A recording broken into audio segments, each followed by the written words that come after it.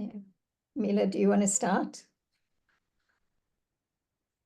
Yeah, I'm a little bit not in a happy mood. So Okay. yeah, I'll give it over to you. So All right. So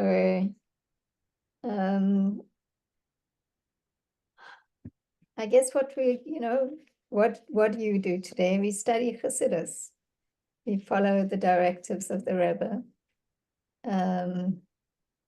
I could read you can I read you something quite beautiful that was written by, I just saw it on COL, so probably maybe you saw it there too. It's written by somebody who's, let me just see, wait a minute. Somebody who's he's not an advisor to Netanyahu exactly, meaning he's not employed by the government, but he's a strategic advisor to the Israeli prime minister. And he's a religious guy, Yonatan Urich.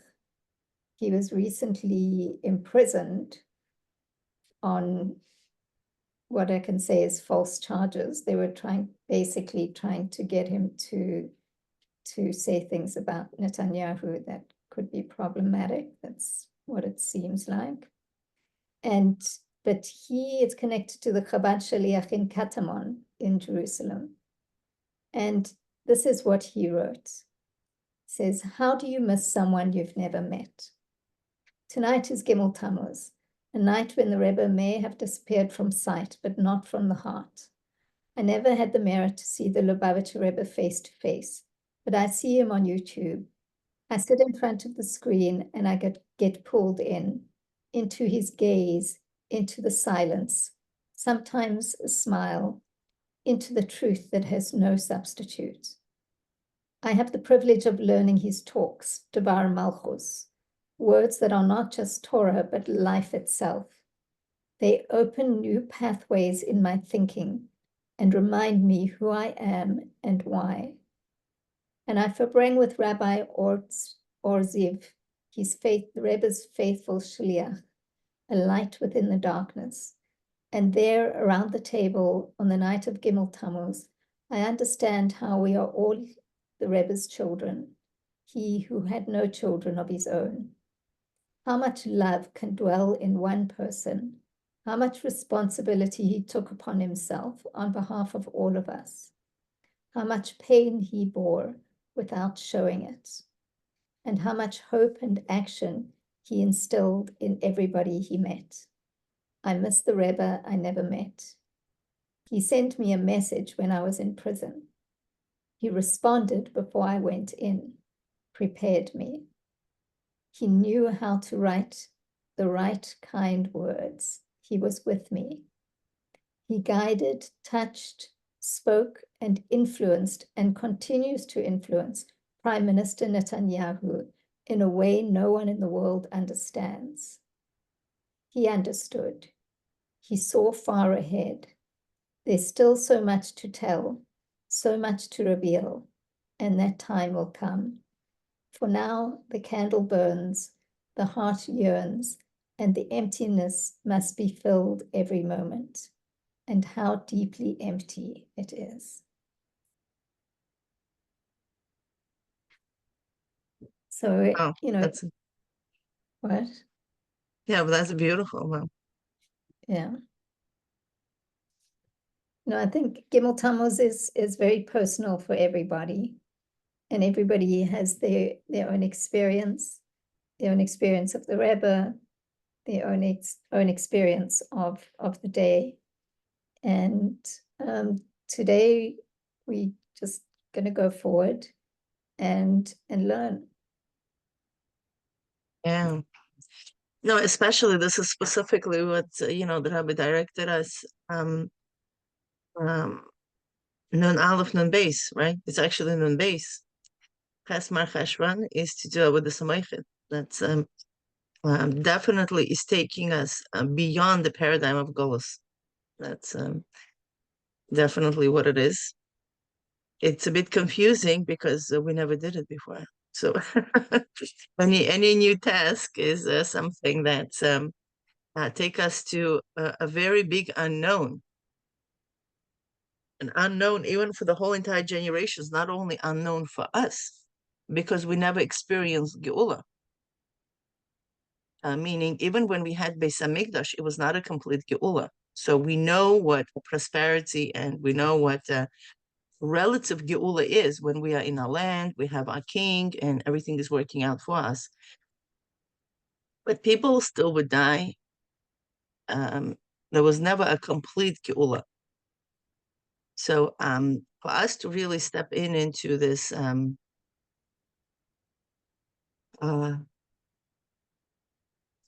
vision, and interestingly, this is the part of our neshama lives on that state constantly. This is where our essence is. This is meaning revealing the Geula is actually coming back to self, to true self, to something that every single Jewish neshama is on that level, already exists. So it shouldn't be that hard. Meaning it's not something that we need to embody somebody else's vision, that we need to kind of, or some kind of global vision. This is our vision. Our essence, this is what is this about. And yeah, we could call it Chassidus / journey back to self. So that's pretty much the goal. Okay, so let's do the hard work now. And the truth is, I find it hard work still. To get past that basic Bina of Bina, that Eon process where the words just seem so difficult, and until it kind of makes sense on some level, even of the pshat, it hurts one's brain. And then suddenly, well, it's swimming against the stream. This is what we're doing. This is what Eon is, meaning our mind does not want to step out of what it already understands. Like we are not 15 here, right? We have a certain circuitry already flowing in our mind. Something that's up, the river already is in a riverbed.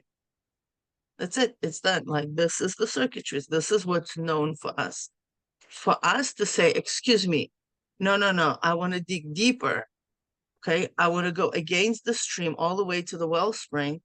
It's like committing a suicide. It's like, what, crazy? You have already like for X, I don't know, at least for 20 years, right? Everybody's here over 20, right?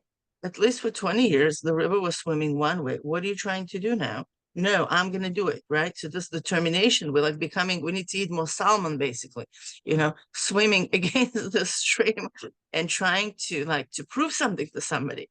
Well, maybe that's why, salmon is quite popular fish. Everybody knows about this fish. There's so many fishes that nobody knows about. That's absolutely kosher. But I guess it has the message to all of us that it's a possibility. You could actually do it. And that's what it is. It's uncomfortable. It's exceptionally uncomfortable. To do his bonus is very uncomfortable because you're going from yesh into ayin. That's yeah. Okay. So let's do that. Let's do that ayin. So just, last week what we did was that we went in and we looked at paragraph 4. Basically, the focus of this whole chapter 2, is tfuna. It's like a really extended meditation or contemplation on the concept of tfuna. And this is where we landed up in chapter 4, where we're looking at in the Adam Chitzoni, which basically means, Chai Basar, the life of our flesh, meaning our body. How does the neshama come into the body? So we looked at the fact that there's the 10 soul powers as they are hidden. And then there's the intermediate, there's then how they come into revelation. And between them is mamutza. So we understood that the koachos behelim are really he spoke about there about Bina Liba, which you're talking about Oneg. You could be talking about Ratzon as well. Those are the hidden powers. And then Chochmah and Bina is the mamutza to really bring these into revelation. And the revelation is in Tvuna. So that's what we really looked at last week, is this three-stage process of the soul powers coming into revelation. So now, does that sound familiar? A week ago feels like a long time ago, but that's what we looked at. So now what we want to do, okay, what did I do?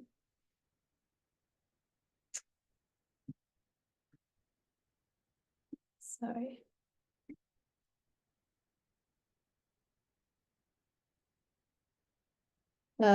So now what we want to really do is look at paragraph 5. And do all of you have access to the English translation of paragraph 5?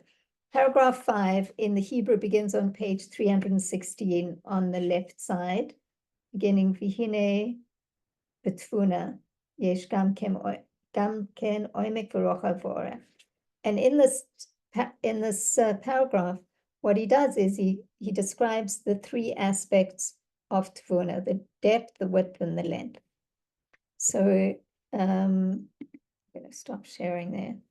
So if everybody has access to the text, just tell me if you don't, I can send it to you. Do you need, Yoni, at least indicate to me you have access to the text? You do.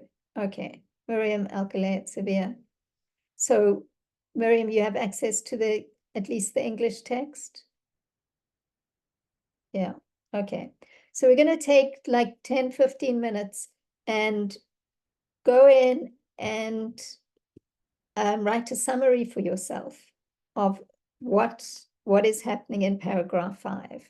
What is the oimek, what is the rochav, and what is the orech of Tvuna? These three dimensions.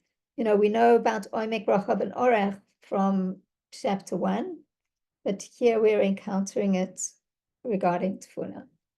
So maybe I'm going to pause the recording here. So that people who are listening to the recording, you should also do this.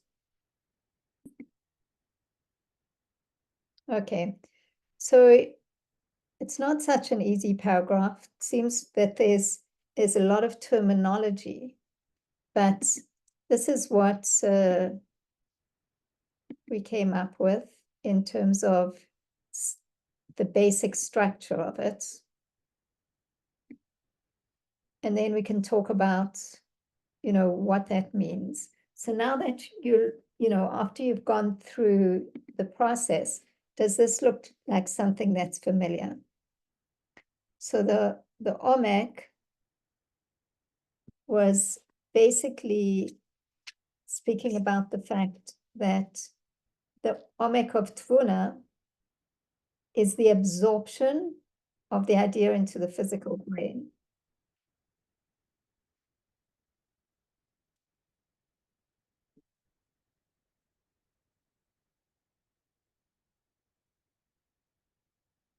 So was that clear to everyone?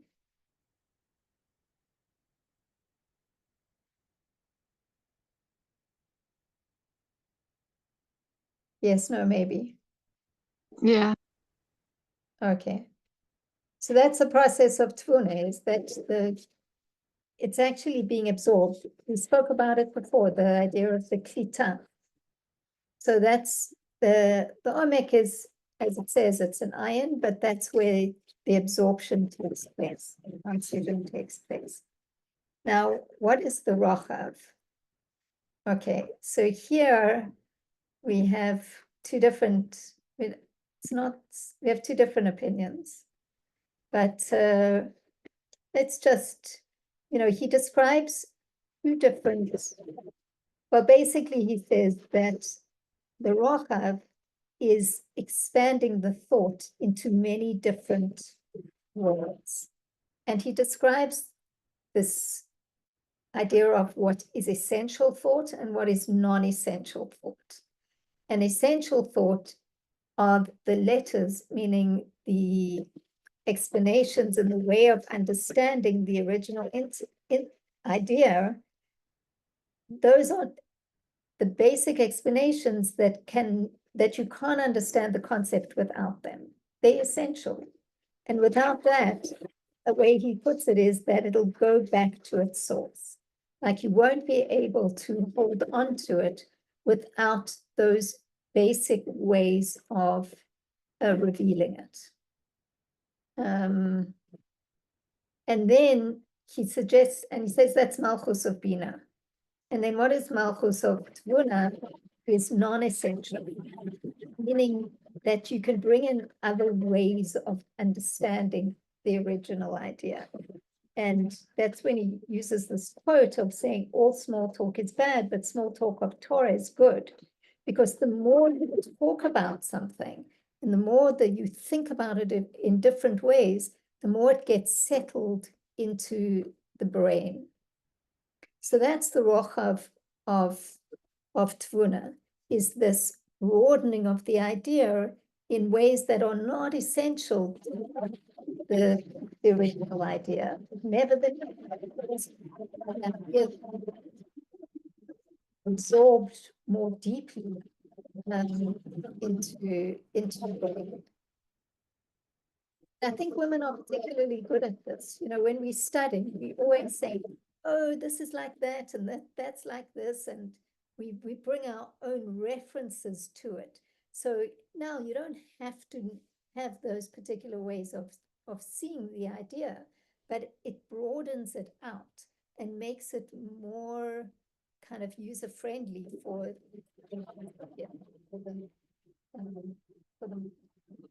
for our mind to really grasp. That's how I understand it. Mila, you want to add something to the Wacha? No, it's all good. Okay. So then the Orech gets a little bit more complicated.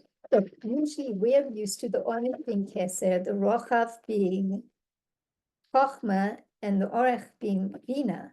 But here it's slightly different. You know, the Rochav is Chabad, it's Chochma, Bina, and Das of Tvuna.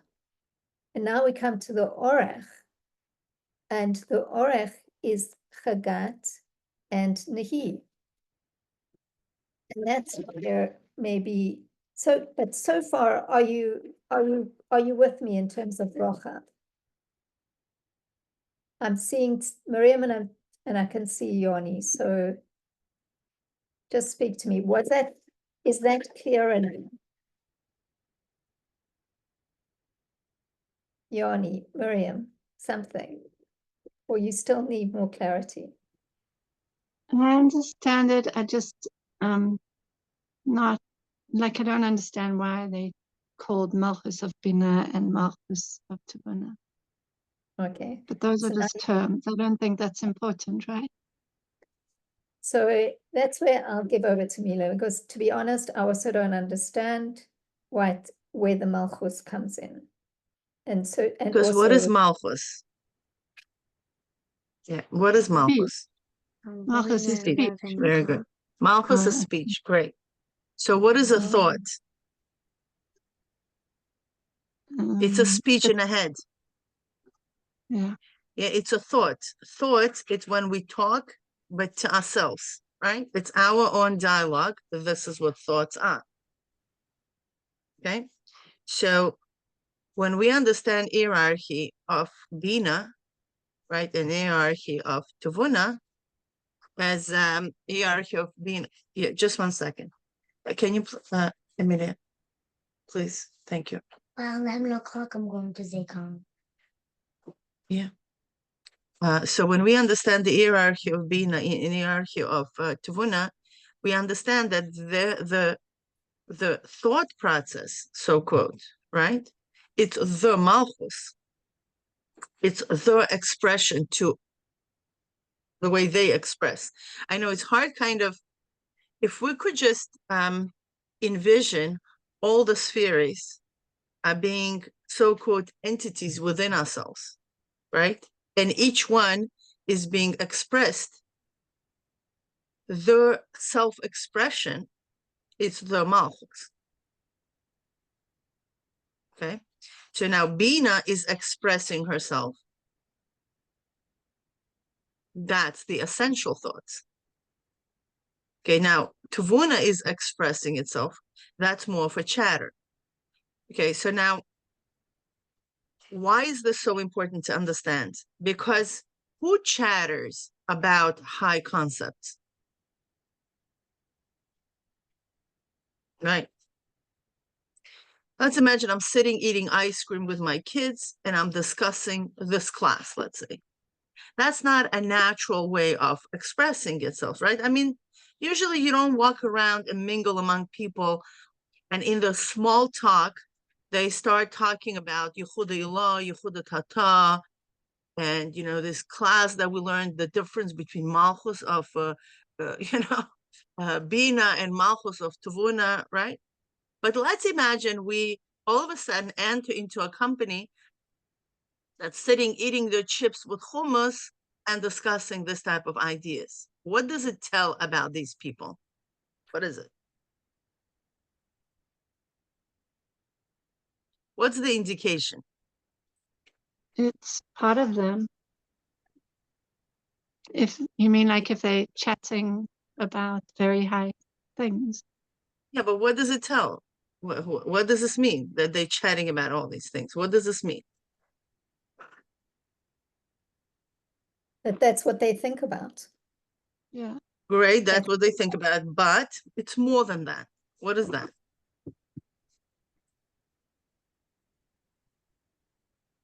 It's somehow inappropriate. It's out of context. Doesn't fit. Like it's the ice cream and the experience is like more manifest, more brought down to physicality, and the thought and discussion on a high level just on the doesn't match. contrary, it shows, yeah, I see that, but okay, it doesn't match, but it tells something about these people. This is what's important to them. Amazing, beautiful. This is what's important to them. This is the life. This, if you really want to know what your kids are about, the true essence, listen to them when they don't know you're listening. Okay? Listen to what are they talking about? What's the interest? What are they up to? What is the discussion is there? Then you'll know where they at, truly. If that people hanging out, I don't know, like playing in the guitar casually, this is the casual type of experiences we all have. Like it's like semi-meditative thing. It's not heavy. It's not heavy talk. It's not a class. It's not, some kind of like, a Fabringen. It's not, we're just like hanging out. And we are talking about this matter. That means that we know it on such a deep level that we don't even sweat over this. We're just chattering about it. Okay, it's like becomes like this casual talk that shows how well we actually understand it, that we could allow ourselves just to joke and chat about it. It's casual. Like you see that about lawyers, let's say. Yeah, like lawyers, they're all into all kinds of cases, and I don't know if you have lawyers, doctors, for example, right? Imagine like, I don't know, dentists, they get out, I don't know, to eat shish kebab or something like that, right? They're going to be talking about their interest, about teeth and root canals that they did and all that stuff. Why is it? This is their expertise. That's what they're going to be talking about. It's like they even chat about it. I just grew up in a family with a lot of doctors. They talk all about that. I had this one client or one patient, and this patient was so ridiculous, and they asked me to do this. This whole chatter becomes, if you like see the psychologists, they're all talking about all the clients. I mean, obviously without names, but I'm talking, this is the world. Usually people chatter about what the world their inner world is about. So when we are chattering about unimportant things, so quote, it's just like this casual conversations, the teichen of that conversation indicates who we are. What are we about at that given moment? It changes because we remember ourselves. What are we talking about? You know, when you're talking about 2-year-olds, right? They're talking about totally different things between themselves. If you have a taught 2-year-olds, you listen to the conversations, they're talking about who got bigger ice cream, I don't know, toilet language. Yeah, it's funny, who has better dresses, whose tati is stronger when they grow up, right? Oh, my tati is going to do this and this to you. My tati is going to do that and that to you. And all kinds of things, right? If you listen to kids, you all of a sudden start understanding without them knowing that you actually listen, like you're doing your own thing and you like your ear is right there. So what does this tell? So when we're going back into the Malchus of Bina and Malchus of Tvuna indicates what is fully integrated in a person to such an extent that I can even chatter about it. So the question is, how many of you feel comfortable chattering about your your insights about the first and second chapter, or you still walk around with your notebook? Nobody chatters about, okay, let me just check what did I cook for supper, like my notes. Nobody's checking their notes when they're sitting and hanging out, right? It just becomes such a casual thing. And it's a good thing. When our Torah integrates to a chatter, it's a beautiful thing, right? It becomes like, it shows that it's so integrated that I could talk about these ideas without my notebook, without my sefer, without pointing in a book. Yeah, without a translation. Like I know it's in my head. It's part of my circuitry. I could just chat about it. That's what it means. Okay, so now. I think, can I just interject a second? I don't know the pasuk exactly, but I know there's a pasuk that says that if you want to know about the state of the nation or something about when Mashiach will come, like whether people are ready for Mashiach, you listen to the chatter of women, the small talk of women. There's a Gemara to that talks about if you want to know what's going on in the world, you look at the chatter, the small talk of Jewish women. Yeah, it's this murmur, it's like, what's the discussion is out there, like, what are we talking about? Because, women, we analyze and we talk nonstop. It says these 10 kavim of dibur was given to the world, and 9 kavim was given to the women. Okay, so definitely our talk, we're Malchus, this is what we entitled, right? This is our essence in a way, our expression of our essence. It's not our essence, but expression of our essence. But that's what is any expression of any midah, it's in Malchus. It's because Malchus brings it to outside. That's what it is. Okay, we see when we're going to be learning about Malchus of Atzilus, the whole process happens in Atzilus.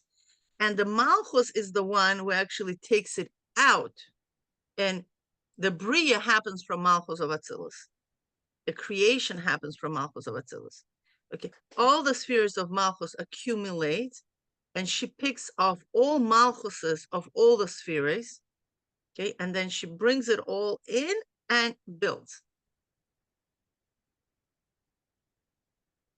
Okay, like in a way we do that, with creating a child, right? We take something and we develop it, right? And we give birth to it, right? This is the expression of the seed as a whole huge baby, right? And, all men make fun of us, just give her one thing and, and she'll develop it into a whole situation. Right? But that's just the quality of Malchus, is to take one thing and bring a whole, a whole organism, so quote, in this, to find a whole, and developing. Before it was just like this minute potential for life, right? Just one cell. And look what we do with it. We create a whole baby out of it. Okay. But yes, going back into the Malchus of Bina, these are the essential things. And it's very important to have essential things, because without the essential things, there's nothing to chatter about. It's going to be an empty chatter, because there is no meaning to it, right? Meaning there is no Tavuna without Bina, because Tavuna integrates what? The light of Bina. So it's this very close relationship. It's the same thing, but in a very concrete way. And another question I actually wanted to ask, I don't know if this is the right time, is why is it in Tavuna specifically a person is capable of applying the concept in a separate manner, but davar nivdal? So Mila, that's actually, I looked that up, and that's actually in the Orach. He talks about where that here. Right, it says over here, comes right, from. branches out to Yeah. separate entity. Maybe we should go Right. to the Orach. Look, Right. I hear what you're saying about Malchus of Tfuna and Bina over here, and I'm not looking to confuse anybody, but I have two questions about it. Here you're talking about the Chabad, the Chochmah, Bina, and Das of Tfuna, and here we, basically talking about Malchus. It's a little bit confusing. Also, Malchus comes after Nehi. So why would you have Malchus in the Rochav, not in the Orach? I mean, I understand Yes, that because Malchus, it's not necessarily in Orach. It's an expression of it. Nehi is an Orach, yes, but not necessarily the Malchus. The Malchus, it's not limited just to be Orach.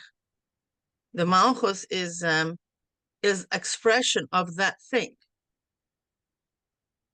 So in this context, the Malchus of Bina and Malchus of Tvuna, this is Machshava Yunis and Machshava Seichel. But I understand the question, and I don't know if I myself, really understand why in the world they're putting, the Malchus of here. You know what I mean? As part of Rocha. Right. I hear the question, because in a neat understanding of Shishtalshalos, Malchus should be below Nehi. That's what it is. Right. Right? But Malchus, interestingly, has its own Hishtalshalos. I believe from chapter 37 until chapter 53, the discussion in Shar Yichud is all about Malchus. Okay, so it's a whole discussion on its own, because Malchus has its own Hishtalshalos. Malchus is not like any other spheres. They don't follow the same structure. It's something very unique about Malchus. So we cannot really box Malchus the way we would like it to understand what makes sense to us at this given stage. All that we could say, this is how he's expressing it, and then just take it, because we don't know any better. So from my perspective, this is what it is at the given moment. We just need to remember it, and somehow maybe on chapter 37, we'll get an answer to this. Right.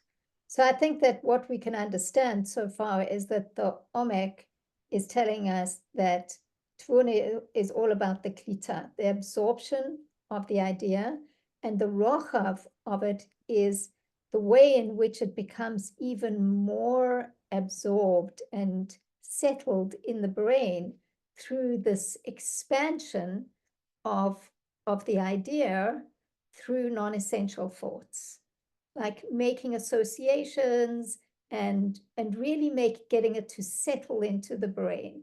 And the Malchus part, we understand it, we don't understand it, it's not so essential, but it's this expansion in one's own brain of the experience or of the concept. Okay. So now we come to the Orach, and the Orach is always how you give it over, or how it goes outside of oneself. The rochav is usually within oneself. So it's a way that you explain something to yourself, and the orach is already moving outwards. So here he spoke about this chagat, the chesed, gevurah, and tiferet, and there's the nehi, the netzach, hod, and yesod aspect. And he broke it up into different parts and spoke about that the chagat, the chagat we know is the emotional aspect. And so he said there are two parts to it.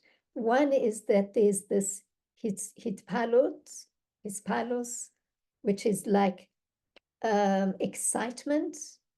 When you hear a concept and you really get it, you get excited. Like there's an energy about it. And there's also an oneg. There's also enjoyment from it, from the idea itself.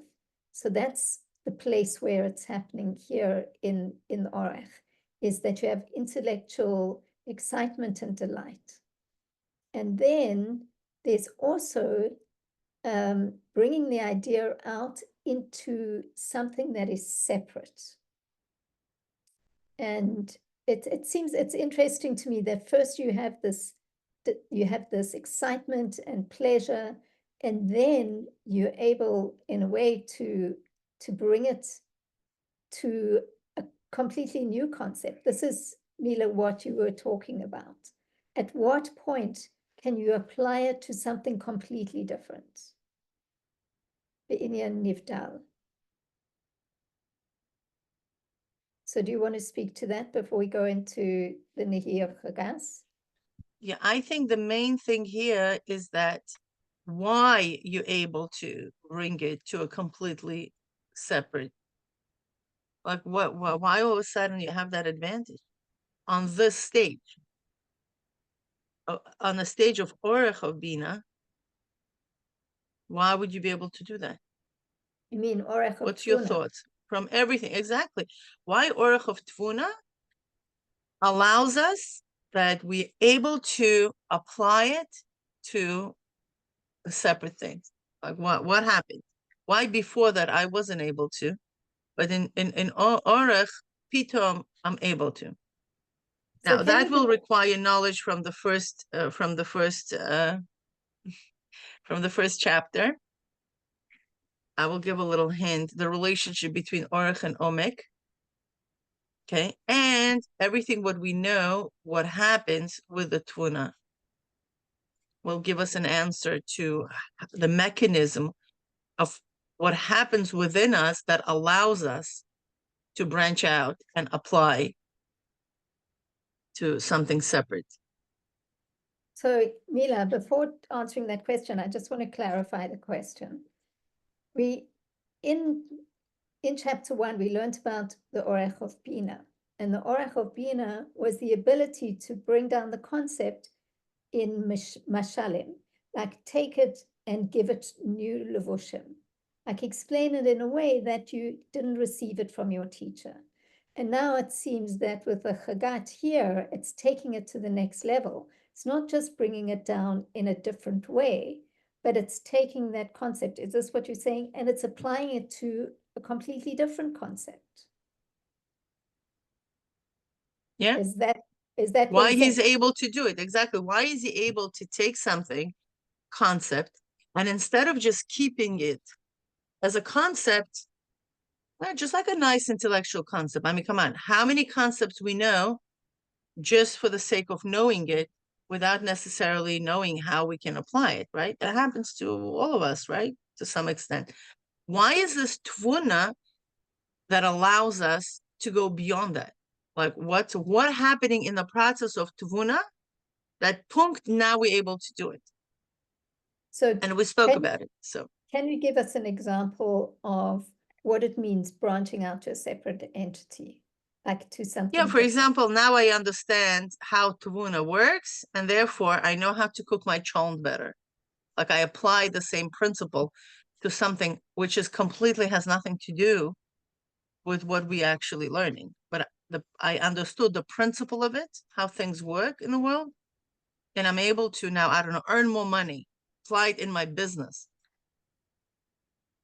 Yeah, like which is what my kesher, right? There's no direct link from Shari Yichud knowing how to manifest, let's say. Like how does it actually teach you? Because if okay, I'm giving you the answers, so I need the answers for you once you understand that. All right, so somebody should be brave enough to try and answer.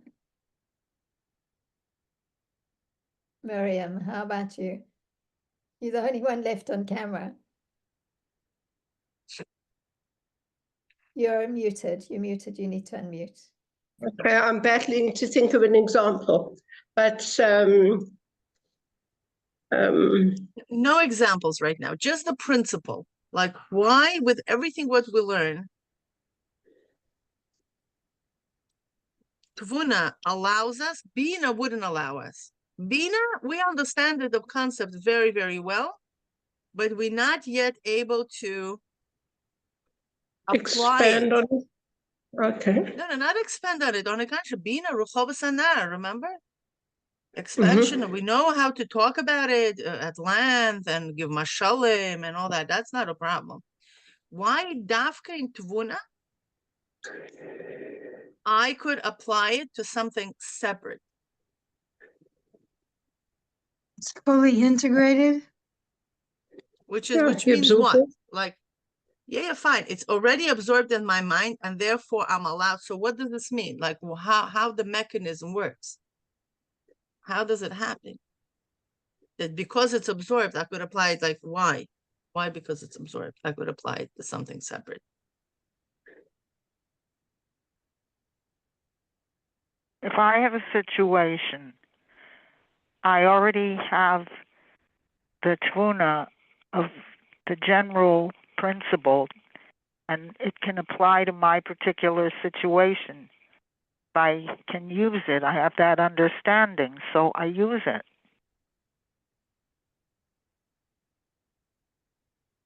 I hear you, but I'm looking for something that, a little bit deeper. There's a nuance there. And I really want you to understand it, because this nuance, will give you this like, oh, that's how things work. Let's look this way. What is essentially different between the understanding of Bina and the understanding of Tvuna? What is essentially different? What's the difference between Hisyashvus and Klita? If you look superficially, they're not really different. One It's is a not that deeper by understanding Tvuna, than the I other. understand it better. No, Tvuna does not understand it better. All understanding is done in Bina. Mila, it's actually, I just had an insight that I didn't before, because this is something, it's not answering your question exactly, but this whole thing of until you feel it, there's even a book called Feeling is the Secret. Until you feel it, which is here, the hit pilot and the oinek, it's not in your nerve net, it's not in your nervous system. Like you don't fully get it until there's what we call a somatic experience. It has to be, until then, it can go back up. It can go back to its source. Until you feel it in your body and you know it as a feeling, that's where the transformation takes place. And then, okay, that's my first observation. You're saying it's part of you, right? It's part of you. Yeah, it's entered into beyond just your mind. It's almost like the mind of your body. Your whole body becomes a mind. Beautiful. So beautiful. Great point. Why the body is experiencing it. We're going to go super detailed here. Why all of a sudden my body has a sensation as opposed to not having a sensation? What is in my body that allows me to sense? Are the In terms mitos of systems. No, in terms of systems. We're going to go into the body now. Everything what you know from biology, from human body. It's not written yet in Shara Yichud. We're going to learn about the biology from the point of Mittel Rebbe Hillel in 3rd chapter, right? When we're going to talk about arteries, nerves, and all that stuff. That's later on. But I'm talking about from everything what we know. What is it? So is it the excitement in the brain that stimulates No, the you took it nerves? simple. We're going very basic here. I'm now feeling hot, warm, whatever. This is because of what? I'm Your getting senses. stimulated, a message. Your senses Right. are, What is it called? You know, what is it your called? sense What's the word for it? system. Come on. Nerves, it's called. Nerves, nervous system. Your nervous Right? system, okay. Oh, If chas v'shalom people are paralyzed, they don't feel. That's the number one, right? They said, do you feel my hand, right? You know, do you feel sensations in our body? We feel sensations in our body simply because we have nerves, nerving ends. Okay, so now we all know that all nerves feel because of the brain. Okay, brain and the spinal cord. That's it. If chas v'shalom something goes wrong on that, there is no sensation in the parts of the body where the damage is in the brain or in the spinal cord. Okay. So yes, the key word here that our body feels, but our body feels only if there's a circuitry in our brain that allows it to feel. Otherwise, it's beyond the scope of the human, right? Meaning on the level of Bina, the concept hovering is in the state of hisyashvus, but it's still not part of the brain network. That's why the key word a person might forget. Remember, how do we know if somebody is in a state of klita, absorption, or in a state of hisyashvus, bina? Although there is an instance that a person completely, very, very well understands the concept, but it's in the way of hisyashvus meaning it's being settled in his brain, but it's not absorbed, meaning there is no brain circuitry created because of this understanding. Okay, meaning it's not engraved in the brain. There is no pathway in my physicality of my brain. The physicality of my brain has not changed because of this. Now, okay, once it becomes changed, what advantage it gives me? A person might say, who cares if it's part of physicality of my brain or not? I understand the concept very well. Well, what ends up happening once a concept becomes a part of my circuitry of my brain, now, okay, because I'm not only sitting and studying Chassidus here, I could do other things. I am doing other things. I'm eating, I'm drinking, I'm walking, I'm doing other things that are also part of my brain network. A person cannot do anything if it's not part of the brain network. You cannot lift a finger if you don't have that in your brain or the connection to your brain for that network to be accessed. Okay, a single muscle can move or flex if it's not in the brain. Okay, so that's why we go through the whole learning stage, right? Learning how to walk, learning how to eat, learning how to do things, okay? And so on and so forth. So now, once it's part of my brain network, what ends up happening is that any problem that I have in my life, my brain automatically is going to search through my entire brain network for solution. If my Chassidus is on the stage of hisyashvus, it cannot use it because it's just above it. You understand? The light is still hovering over my brain. It's not engraved. Once the engravement process happens, now my brain can use these synaptic connections to solve its problems. Yeah, is everybody with me? That's why I'm capable of applying it to davar nivdal, to something separate. Why is it? Because it's me now. It's like, imagine somebody is going to give you money in your bank account, but not give you a card to use it. Well, so what? I have this in my bank account. What use is this as to me? But now he's giving me a card, or he's giving me actual cash. Now I could benefit from having this amount in my bank account. Okay, so this actual access to it is the tvuna. Now it's actually in my hands. It's not a theory anymore. It's part of me that I could cash it out at my will, and it happens automatically. I don't even have to think about it. Right? When you know how to walk, let's say you learn how to walk, and you have a ratzon to go to your parents' bedroom because you know the candies are stored there. You're not going to ask a conscious question, well, I know how to walk till my bathroom. I know how to walk till the porch. Should I apply this knowledge to walk to my parents' bedroom? No toddler thinks this way. The minute they know how to walk, walking becomes automatic. It becomes secondary.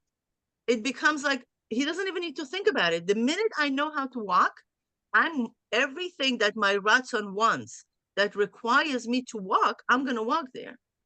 Do you understand how Tavuna works? The minute I know how to climb, I'm not going to be thinking, well, I knew how to climb to my mother's shelf. I knew how to climb to my father's blah, blah. I knew how to take my brother's, etc., etc. Now I also probably will use the same technique in order to climb, I don't know, to take cookies from the kitchen cupboard. No, it doesn't work like that. It's not conscious. Now I apply my climbing skills to anywhere where my ratzon wants. The same thing is with any skill we'll learn on a tvuna level. It automatically becomes organically integrated into my anything that I need to do. Yeah. So my sets of skills get automatically upgraded, non-consciously. Mila, I'd like to give an example, but it's quite a Sure. long example. I don't know, is everybody still with us? Yeah. I don't know if it's exactly correct, but I just thought of this. You know, a friend of mine was telling me she works with women who have breast cancer, and she's a nutritionist, and she understands the chemistry of food and the chemistry of the body, and gets women to change their diet, and they go and they get cured from it. Unbelievable. So she was telling me the story about this secular woman in Tel Aviv who she helped cure her. She went into remission she changed her diet, you know, and then this woman said to her, okay, I want to do what I wanted to do all my life, which is I want to go and live in, I don't know, somewhere like Spain or Italy in a villa. Oh, I think it was Italy. Yeah, Italy in a villa. And so she went to do that. She bought a villa in Italy and she went to live in Italy.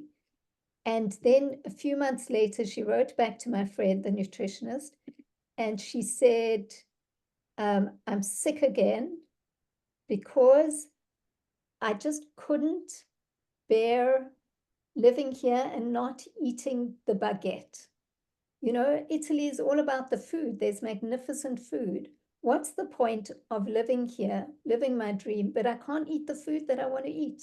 So she says, I ate all the cheese and the baguette and everything, and she ended up having to be flown back to Israel to the emergency room. And so my friend, who's the nutritionist, she's just flabbergasted. She says, how can somebody give up their life for a baguette? You know, this woman got her life back, and now she gives it away just to eat, you know, like a baguette in Italy. She couldn't understand it. And so I was listening to the story and running through chapter 1 of Shara Yichud in my mind. Like, what's going on for this woman? Because this friend of mine, her thing is that you can only do what you want to do. Like when she says to her clients, you have to want to change your diet. So she had got to the point of ratzon, like her understanding of her client was on the level of ratzon. You make a choice to give up sugar and carbohydrates and et cetera, whatever you need to do, and you will get your life back. So I say to her, yeah, but you're missing the point here. What comes before ratzon? What precedes ratzon? And she looked at me and her mouth dropped open. I mean, it's so obvious. Is oneg. What precedes desire is oneg. This woman, her only oneg, her only pleasure was in food. And so she was prepared to give up her life because she was living without pleasure. She couldn't find pleasure in any, in something else. She was a secular woman. So when you're so now to take it back to what has this got to do with Chagat? That I was able to apply, because for me, chapter 1, certain aspects of chapter 1 are so engraved in I really feel that I know it. It's like it's my small talk. When this woman told me this story, I was able to put the map of chapter 1 over her story and uncover a new layer of meaning. So I think that's an application of a separate entity. I mean, what's that story got to do with chapter 1? But it's got everything to do with chapter 1. This woman who couldn't care, like she'll give up her life for a baguette. Anyway, so that's my story. What's the solution? What's the solution? Well, here it's more of what's the illustration? Well, I'll The tell you what's the solution, because the solution is to get because there's something more ratzon, than a there's baguette. intrinsic ratzon and extrinsic ratzon. Extrinsic ratzon is the oneg, right? And the same thing is with oneg. You have a pleasure from eating, okay? Not you, that woman, right? Person has a pleasure from eating, right? Because there is a desire. That's why she has a desire to eat these things, whatever she got used to. However, she did not uncover her essential desire to live. And that desire precedes all other desires. The oneg, just to be, okay, is the essential desire. That's why when our life is threatened, right, we could do very interesting things. So what ended up happening specifically with this woman, she was given another person's understanding of what life is, but it wasn't catered to her. Although she did the right things to do, but there was on the level of Maaseh, not on the level of Oneg. Had she integrated and uncovered her true desire to live, she would be able to give up the temporary pleasures of food, because this is not essential desires. Now, essential desires is to be. You understand what I mean? Like, it's just, I guess part of the program should have been really creating or uncovering, not even creating, uncovering a true oneg of being healthy, because that reinforces the oneg of to be. Look, I thought that it was partially because, she's like a Tel Aviv secular person. So the Gashmiut is the only place where she gets oneg. And part of what we try to teach ourselves is to get pleasure from Ruchniut, not just from Gashmiut. Getting pleasure from Gashmiut, it's part of us, but it's a very low level. And she had nowhere else to go other than the pleasure of Gashmiut. So when you took away that pleasure for her, her life wasn't worth anything. So So then this friend of mine told me about a religious woman and what we started calling it like the baguette point, the point at which it's even like there's something more essential, like you have to find the inner point of what is more important than anything. And that is a very deep question. Because even the religious point, the religious woman had her baguette point. It wasn't about a baguette, it was something much more refined, but it was still something that made her life like, okay, that was, I won't go into that story because it's too long, but it's certainly an interesting thing. But my point here was applying Shara Yichud to something that was completely separate, seemingly. But because it's part of my circuitry, I immediately understood the story in a way that my friend, who only went as far as Ratzon, could understand it. And it was a very big revelation for her. But yes, as Yoni suggests, it opens up more questions. Yes, Yoni. I think that's the point of all this is like, I mean, not the only point, but it's like to get to the right pleasure, or like if we can change that at its essence. I don't know. I mean, it's like a practical application to find out what is the solution. Oh, yeah.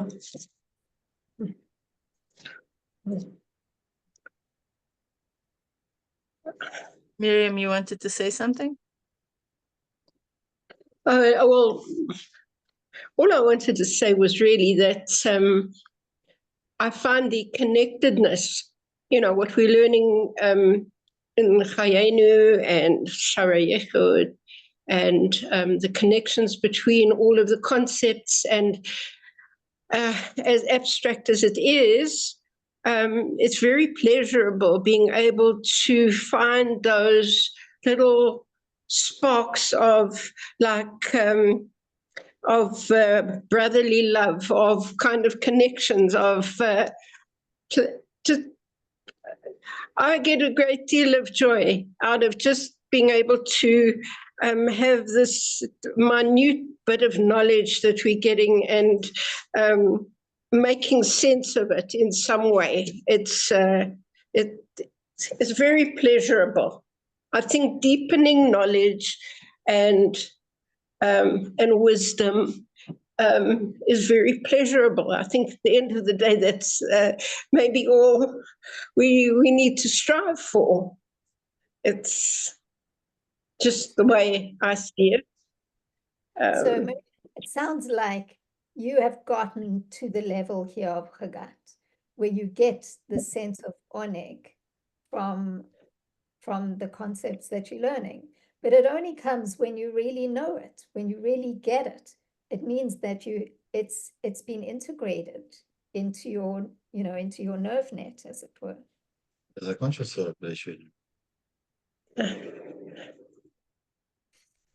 Okay, so The other thing is, I wanted to, bring out, Nuria touched upon it, is that it sounds, when we're talking about application of the concept, more of the omek of bina, right? Doesn't it sound? Because remember when we gave two dogmas, right? Rav Hillel gave us two examples about one person who knows all the details of the concept, right? But doesn't have chayus in it, remember? And the other guy, he knows all the details of the concept, but he also knows he feels the omek amusag, right? The omek of bina, and he has the chayus in it.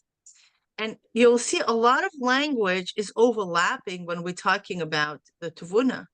Well, very simple, because there's a rule in godliness that the light of Hashem travels in two directions at the same time. This is the key word.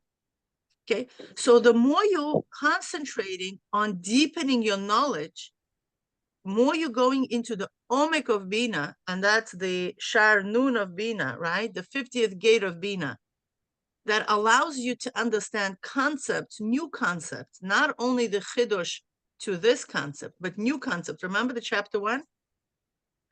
So you have a full access into Koach HaMaskil simultaneously at the same time as you deepening your knowledge.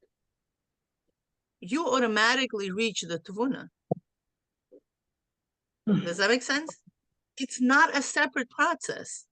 That's why the language, if you check out, go back to first chapter, I urge you, look up the language. It will be very similar language as to what are we talking about it, okay? Omek will allow you to have orech, okay? Will allow you to apply it to separate entities. And he uses that expression as well there. Why? Because Omek and orech are intimately connected. That's why here in Chagad of Tuvuna, also in this chart here, right? He has an intellectual delight. He could branch it out into separate entity, right? He also has an intensity. Okay, like, wow, this is real. Okay, that's all comes from Omek. All Orech comes from Omek, from the full absorptions. This is the indication that a person actually had a full absorption. It's not boring. When you feel it's boring, you're not emotionally engaged in this. You don't feel any oneg in it. Okay? And therefore, one that has the omek, who is the guy who could spend on it a long time? He forgets about himself. That's he automatically engages his das, and das what allows us into all this beautiful midas to reach out. And that's why, Yoni, just 1 second. What the Rebbe says, that we all need to be engaged in avodas hamoichin and learn deep things, in Chassidus, and forget about amides. That was really like interesting. Like, why do I need to forget about my amides? Like, why? I'm not a human being. Am I not supposed to be kinder? Am I not supposed to work on helping my next door neighbor? Am I not supposed to do all these beautiful mitzvahs? Why is the Rebbe urging us? Forget about it. And the Rebbe says it's going to be fixed mimela. How is it going to be fixed mimela? Here we go. We're learning about it. Because the deeper you go into a concept, at the same time, the lower it will come down to you. What do you mean lower it come down to you? You're going to have tvuna. It's automatically. It's not a conscious thing like, okay, guys, we have this concept on the level of Isyashvus. Now I'm going to be working into integrating it into my brain. Okay, 1, 2, 3, go. It doesn't work like that. It's not a conscious process. The tvuna is not a conscious process.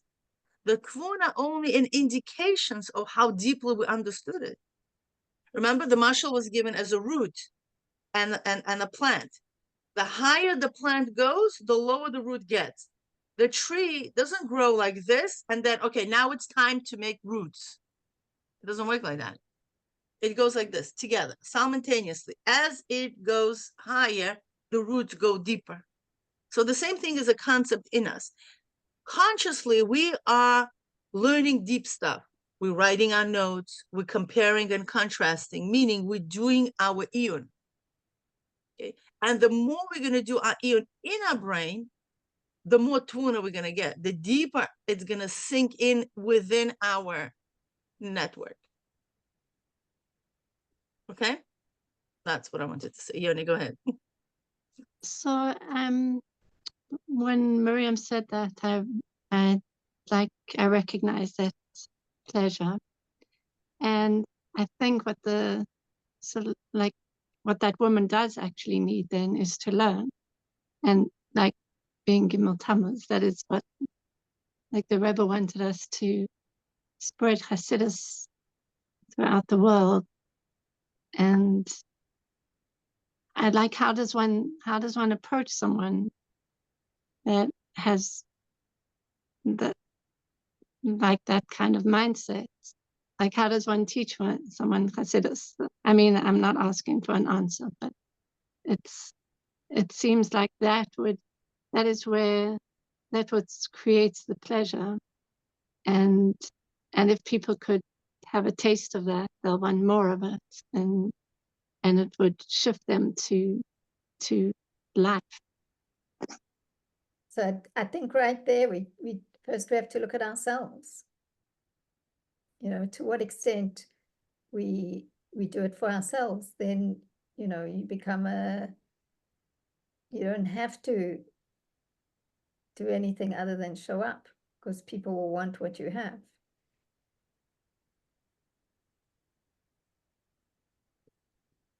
Like, for Question. example, Oh, sorry. yes, okay, Sylvia. So there's a concept that's already out in the world of what's your deepest why? Is this relevant?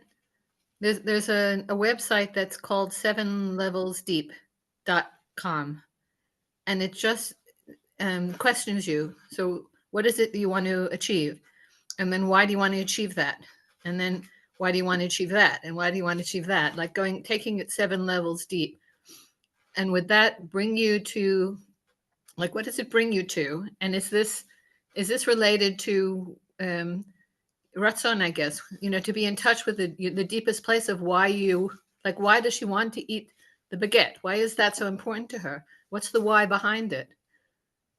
And maybe there's a why behind that, and maybe a why behind that, until she could get to the deepest why, which may have something to do with, I don't know, some kind of connection, some love. She, you know, loving from a family member, or something from her childhood, or like it's so. And once she gets in touch with that, she could replace it with something healthy. That's what I'm getting to. Does this relate to the subject, or am I off?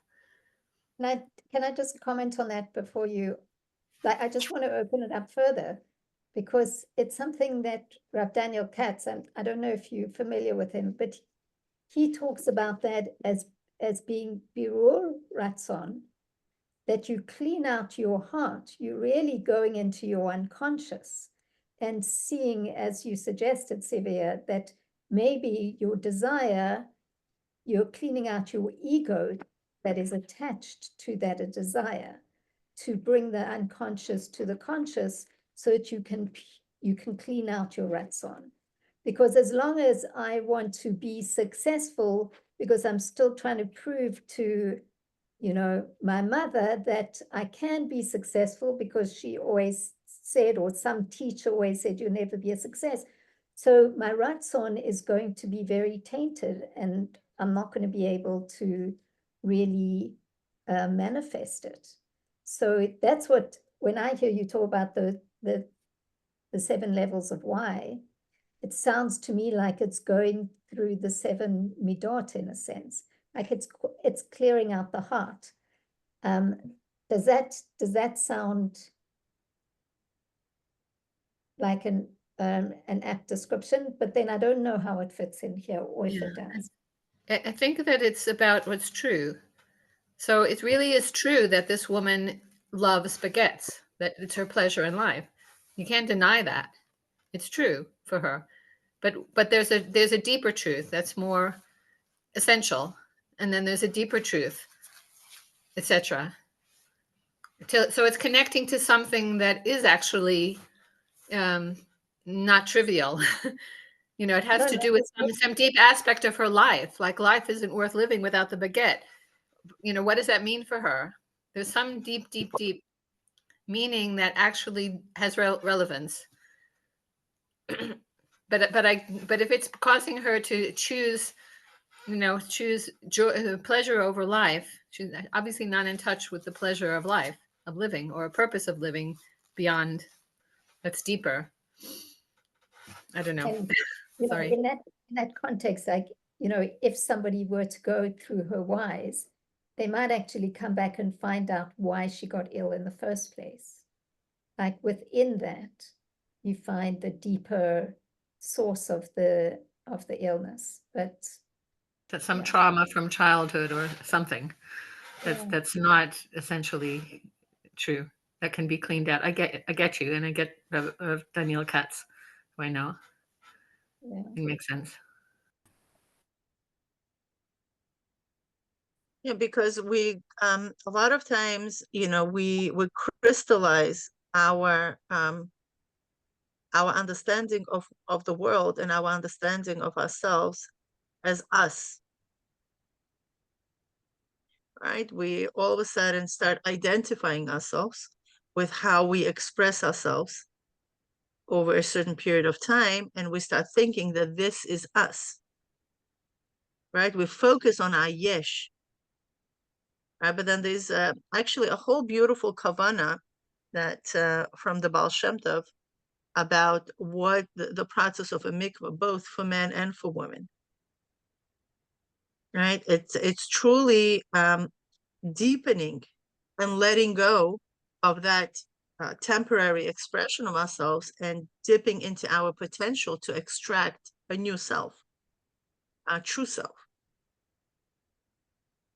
And if we get stuck by thinking that the way I'm expressing myself at this given moment is me, this is the only me, right?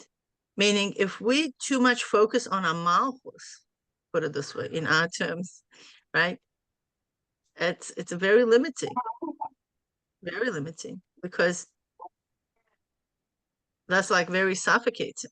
And yeah, in that given moment, yeah, we could get, this type of expression of self leads to 1, 2, 3, 4, right? But if we could really learn how to let go of that personality and character, so quote, right? And really go deeper and beyond that into our true self and re-identify ourselves in our own eyes. That's the whole process of Tevila is. That's why, there's something which is called chatzitza, right? That we need to remove. What is chatzitza? Chatzitza is something that's stuck on me. That's not me. Right? And that's why it's very essential to go through that process of removing all the false narratives from ourselves and really, deepening our awareness into who we truly are and bringing that new expression of selves the way we would like to be expressed at that given moment based on our awareness of self and possibilities. And that's, cycle is endless, right? We don't just go once to mikvah, we continuously go to mikvah to deepen that process. What was a chidush and a novelty yesterday becomes old and suffocating because in our process of growth, right? What was a new garment before, no longer new anymore, and we need new garments. So that process. But unfortunately, yeah, if we feel stuck, that's where we feel stuck is that limited expression of ourselves at that given moment where we identify ourselves as essential self. That's where the issue becomes. And we don't like it, and we give up on it, and we feel stuck, and then that's where the disease comes into play. By the way, it's not a new discovery. People who have multiple personalities, there's a disease, psychiatric disease like that, where people identify themselves with different personalities at the different times. Is that called schizophrenia? Okay. Yeah, there's also something else that, also it's called, I forgot what it is. But anyway, whatever that is, there are people who, when they come into a mode of particular personality, they have certain types of diseases. Like they all exist in one body, actually, right? Because we're talking about one person. But that one person identifies themselves with different personalities. So when one personality plays out, they have certain diseases. They could have, like, let's say, diabetes, okay, for that period of time that personality expresses themselves. But when that personality goes, I don't know, to sleep and a new personality emerges, it may not necessarily, they could have diabetes, they could have another disease. They could have, Yana Machala, for example. Okay. And no diabetes. It's a scientifically proven phenomenon. Okay. And then when a third personality reemerges, there is no diabetes, there's no cancer. They might have something else or not have anything. They could just be a healthy individual. But it's one body. You understand? It's a phenomena. And they're linking that the personality is what creates diseases. So, I guess schizophrenic people have contributed to our understanding of selves tremendously, because without them, nobody would even come up with such a thing, such a phenomenon. Okay, so let's come back to where we are. We're in Chagat. And the last thing so we've dealt with the fact that there's an emotional response, and that then there's also the ability to apply this to something completely different than the original concept. And that's the Chagat. And then there's the Nehi of Chagat. And there he says something similar to what he said before, which is it's the ability to bring out a clear decision regarding practical halacha. Meaning, I'm wondering if I can apply it to my story, that here I have this knowledge about Oneg and Ratzon, etc., on whatever level, but I can apply it to the story of this woman, like something completely different. I can come up with a diagnosis, in a sense, like a spiritual diagnosis. Would that be a way of describing it? Meaning you have such certainty about it that that you're able to come up with a clear decision about how to apply it in reality. And then finally we have Nehi as the Orach, and that's bringing it into action b'pol mamish, like literally how it's still in the mind, right, Mila? It's not physical action, or it is physical action. Which one is it? Why it's not, it's in mind. No, it says asiyad b'pol mamish. That's where the action begins to take place, but then the actual doing it will happen. It's a stage between the really doing it. So it's nehi malchus that's that is done. A lot of times you will notice in Chassidus they will write nehim. It's malchus, nehim. It's not just nehi, but it's nehim. But during the actual doing, it's just that happens. You see, in 3 dimensions of Israel Saba, that level was thinking about how to do. Right. But here it's the actual doing. That's where maybe what we could do, maybe we could create for the next class, or maybe you could create for the next class, a diagram that puts it side by side. The levels of Israel Saba and the levels of Tvuna. Just so you see that, it's like a comparison chart.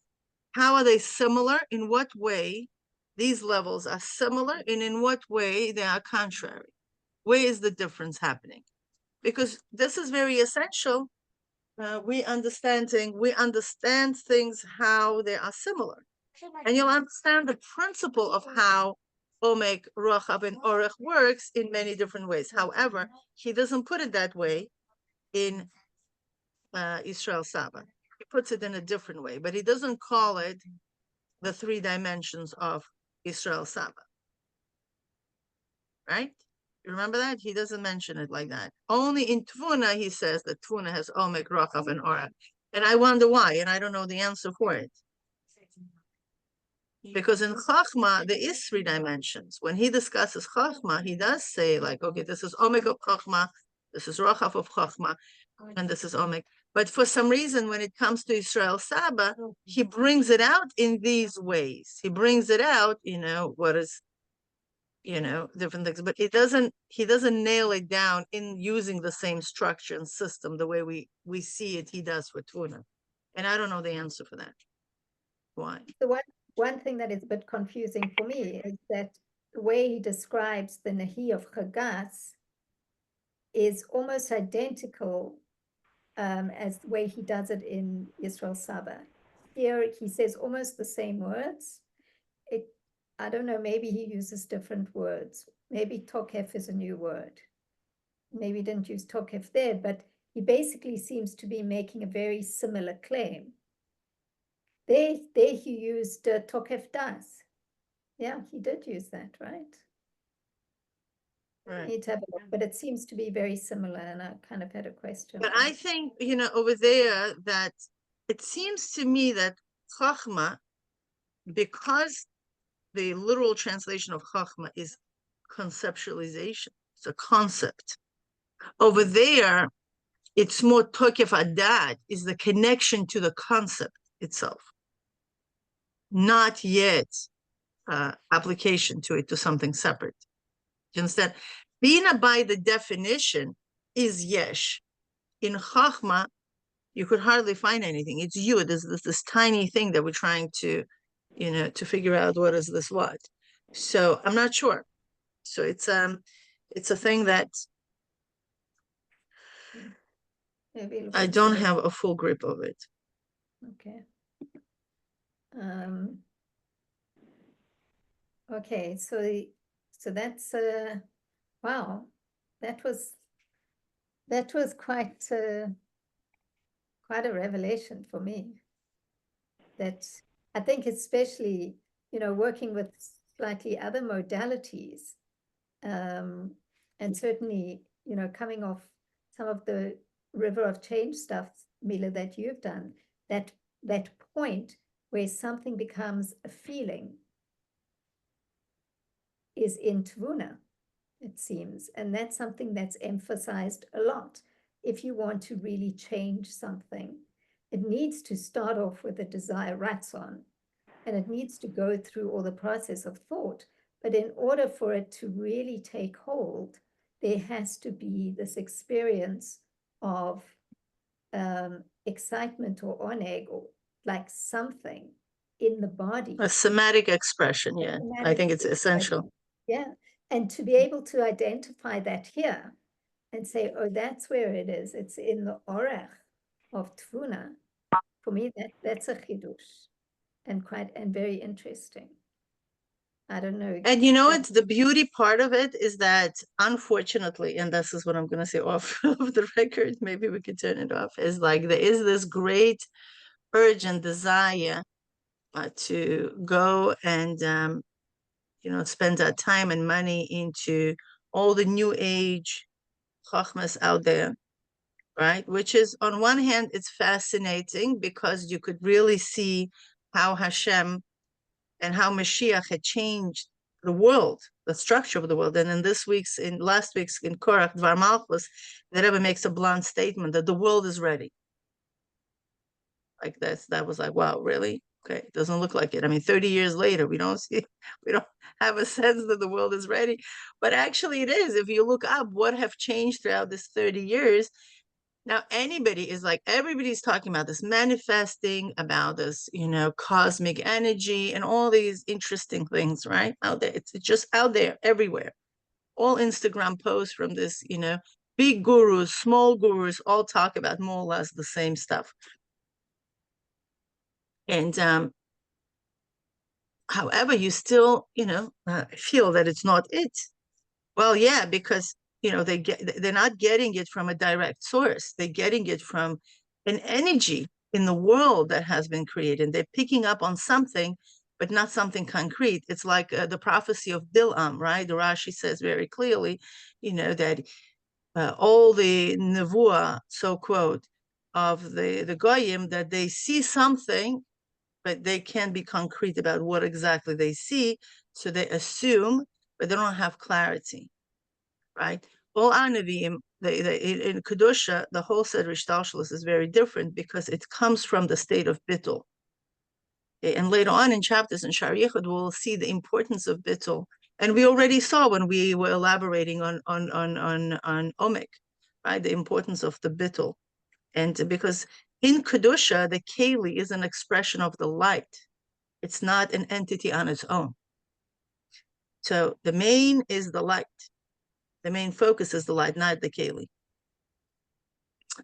But by goyim, it's different because the main thing is the keli, and that's why there is this saying that not that many people like, right? But chesed l'um fatas, right? And the chesed of the nations is like a chet, it's like a sin, and everybody's like, what? No, because for them, the keli is the ikar, not the light. That's why you see so many different programs opening up, popping up every single day. It's the kelim where they are focusing mainly, right? How much money can I manifest? Okay, the expression is the main thing versus the light, and really finding out what's true is, where's God, what's, being more altruistic about certain things. And I know me and Naria had many discussions over this topic, but we see that, and it's so interesting.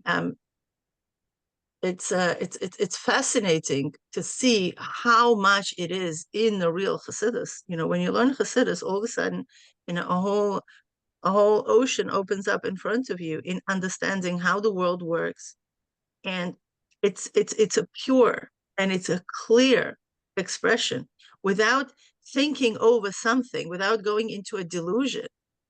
And Bezrat Hashem, once whoever I'm thinking about, maybe we should do something about Kunshasei Spilos, because there the Rebbe really clarifies all people's mistakes, what all the delusions, and what is the right way of thinking, what is the false way of thinking, and it's phenomenal.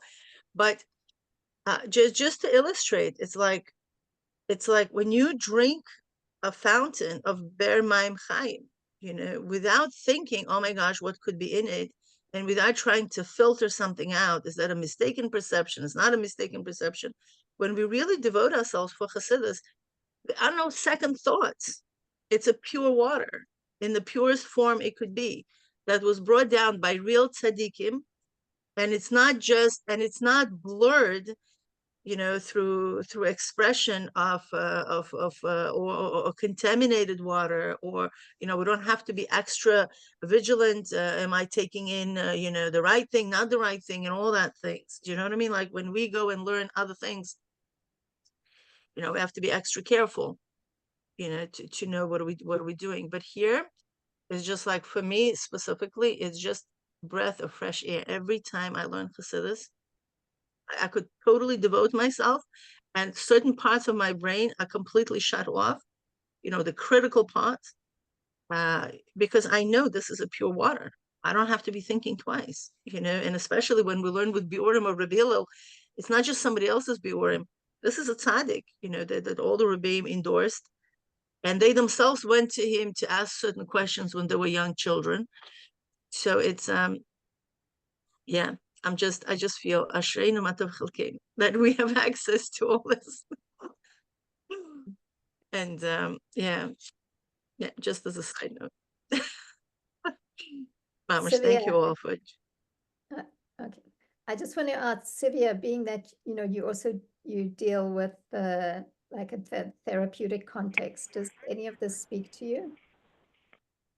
Could you please repeat? I was in the process of unmuting. No, not that, not that Sivia, the other Sivia. Oh, the other Sivia. Okay, I'll mute. Sivia, are you with us, or are you not with us? Okay, maybe not. All right, so I guess we're at the top of the hour. Thank you so much. And, next week we'll do the last paragraph. And by then, certainly it's becoming clearer to me what's going on here. So then we'll decide where we move on to chapter 3, maybe. But next week we'll do the last paragraph. I think we promised everybody that we're going to go from the Mittel Rebbe, remember? Take them through the Mittel Rebbe. We could do chapter 1 and chapter 2. That would be a beautiful endeavor, I think. Yeah. Just reading through it. Let's see where from Rabbi Hillel they could pick up that a woman in the text, and where Rabbi Hillel was getting his stuff from the actual words of the Rebbe. I think that would be a phenomenal. Again, I don't think we're going to be going too much into Eon, because the concept there are exactly what we are learning, right? Because Rabbi Hillel wasn't making any chidush there. Rabbi Hillel was just explaining to us what the Rebbe said in a comprehensive way, as a makabel to makabel type of thing. You know, as an older brother to the younger brother, it's like, okay, do you know what Tati said? He said this, you know. So speaking our language more. Yeah, I think that would be amazing. Yeah. Yeah, and we have a good translation, line by line, Hebrew to English. So we can do that. Yeah. Okay, but next week we'll do the last paragraph of this. Okay, great. Yes. Thank you so much. Beautiful. Right. Thank you. Thank you.